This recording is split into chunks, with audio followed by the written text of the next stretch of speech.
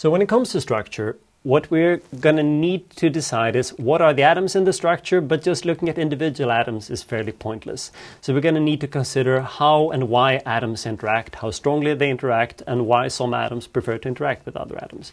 You've probably taken this in various forms, either in upper secondary school or at university, but I'm going to introduce this in a slightly different way, possibly. This is more a chemical than physical way. At the end of the day, the reason why any atoms interacts is due to electrons. And electrons is, in principle, complicated. You should solve the Schrödinger equation. But if you're a chemist, then we need to be able to have an understanding. We tend to use something called orbitals, which is a schematic way to display the way electrons would interact with each other so that we can hand-wave about how bonds work. But make no mistake, this is an approximation. And if you haven't heard of orbitals before, you definitely heard of it indirectly in upper secondary school when you talked about electrons in shells.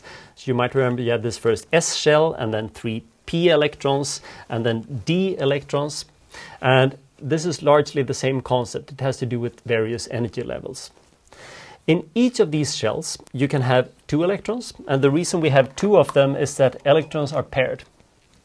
And this, you might also remember that you talk about some sort of spin-up property and some sort of spin-down property. Of course, that has nothing to do with up and down, but you can think of this of a sign equation, right? A sign is sometimes positive and sometimes negative.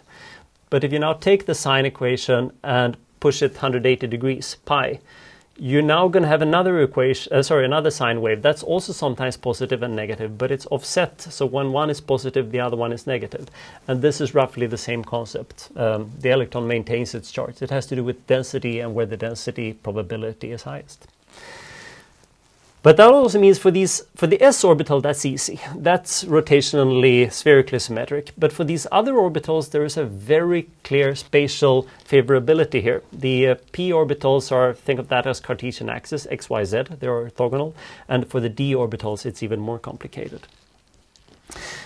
So why do I tell this? Well, it turns out that this concept of orbitals is going to tell us when atoms are likely to bind, what happens if 2 atoms get closer to each other, when will they repel each other versus when will they bind, and it's also going to explain lots of concepts such as hydrogen bonding. What would happen if you had 2 of these with spin up? So if I erase that spin down for a second and then I put it as spin up. Well, what then would happen is that you would have 2 electrons that have exactly the same quantum mechanical ground state as they approach each other. And that leads to something called the Pauli exclusion principle. And you can even prove that's not that hard mathematically, that would lead to an exponentially strong repulsion. So it's going to be very, very bad in terms of energy as they get close. So I'll erase that one so I don't have something bad written on screen. In practice, it gets slightly more complicated because sometimes if you're a chemist, you can have double bonds and things like that. I'll worry about that when we get there, and we might not get there that much in this class. So can we use this to understand binding? Let's try. This is something very simple. It's 2 hydrogen atoms, I think. And each hydrogen atom has 1 proton and 1 electron. And it's not, well, at very high temperatures in a plasma or something, they would be happy that way. But hydrogen is a fairly reactive molecule.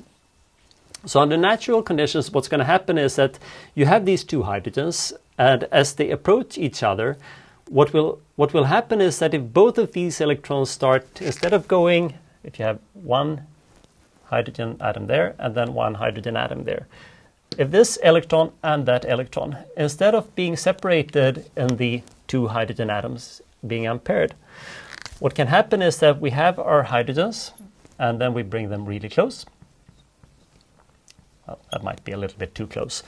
But basically you would have both these electrons encompass both of the hydrogens.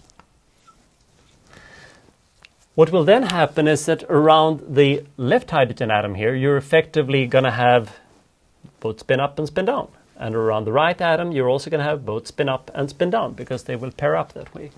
So what's now going to happen, instead of having 2 incomplete atoms, you're going to have 2 atoms that each feel that they're complete. And this is going to lead to a chemical bond. What complicates things now is that this gets difficult to explain to a teenager or something. And then we start inventing all these things. We have covalent bonds, we have ionic bonds. This is what I would call an ionic bond. Covalent bond. My bad. But in reality in life, this is a sliding scale. It's not going to be one fixed distance when it stops being one bond and it cuts over into being another type of bond.